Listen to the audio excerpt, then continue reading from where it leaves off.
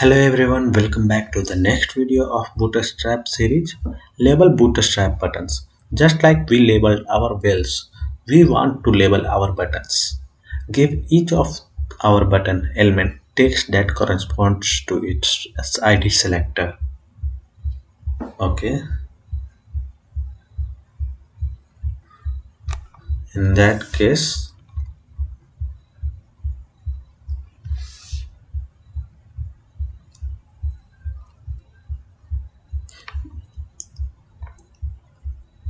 has target 1, and in the same way we will use for this target 2, target 3, target 4,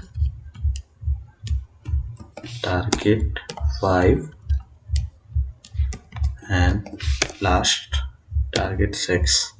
Let's run the tests and download my solution. And thanks everyone for watching. See you in the next video. Till then, bye bye.